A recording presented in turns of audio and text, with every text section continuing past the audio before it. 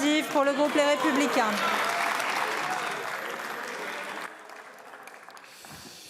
Madame la Présidente, Monsieur le Ministre, Mesdames et Messieurs les rapporteurs, chers collègues.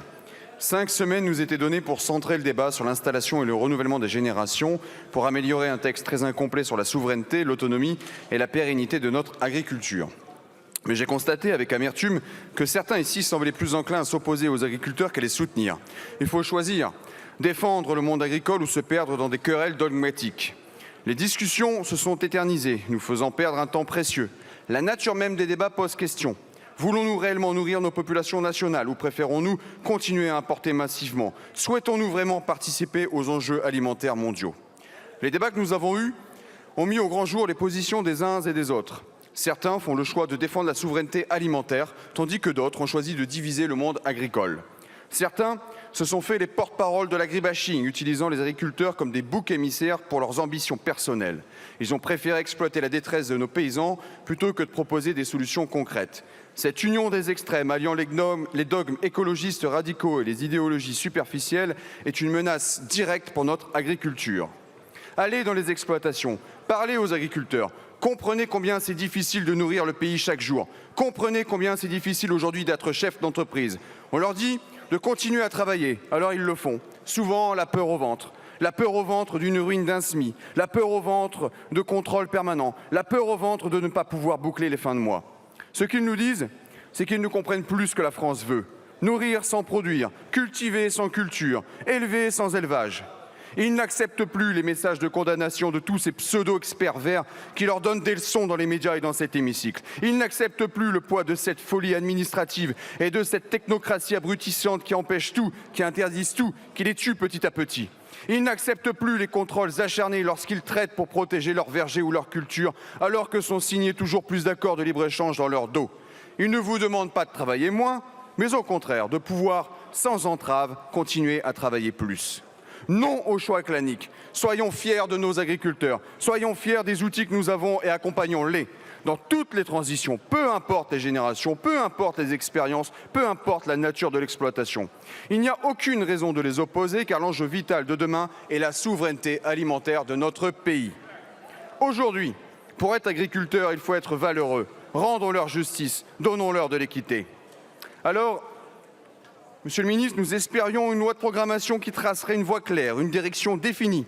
Ce que j'ai martelé en commission et en séance prend toujours autant de sens aujourd'hui. Vous avez retiré le texte pour le retravailler, pourtant le résultat demeure décevant. L'exécutif a fait volte-face sur son propre projet de loi, un revirement qui constitue une admission flagrante de faiblesse. Il a fallu donc se contenter d'une loi mineure et l'améliorer sous contrainte. Chez les Républicains, nous faisons le choix du pragmatisme et du bon sens. Notre vision dépasse les querelles politico-politiciennes pour se concentrer sur l'amélioration concrète de la vie des agriculteurs. Notre engagement est clair, soutenir activement ceux qui nous nourrissent. Voici les avancées significatives que notre groupe a obtenues. Sur l'article 1, nous avons intégré des objectifs clairs concernant les leviers fiscaux, l'élevage et les zones de montagne. Nous avons rééquilibré la formation agricole en incluant l'enseignement privé, malgré les objections absurdes des bancs de la gauche qui s'est trompé de débat. C'est grâce à nous que le diagnostic des sols, qui aurait ouvert la voie à des contentieux incessants par les ONG militantes, a été supprimé. Sur l'article 12, nous avons mis fin au GFAI, empêchant la financiarisation des terres agricoles.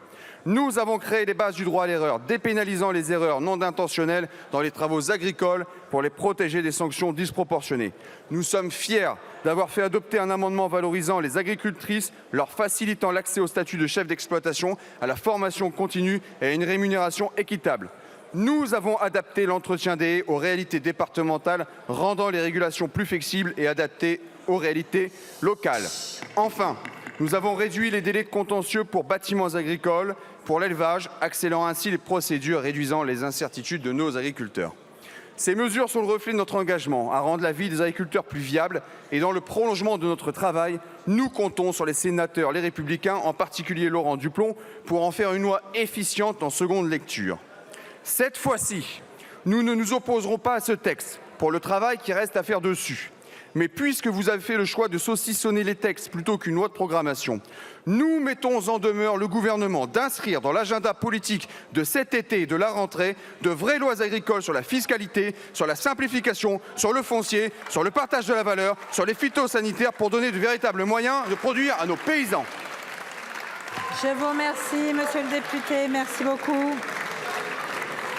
La parole est à présent à madame Anne-Laure Babeau pour le groupe démocrate.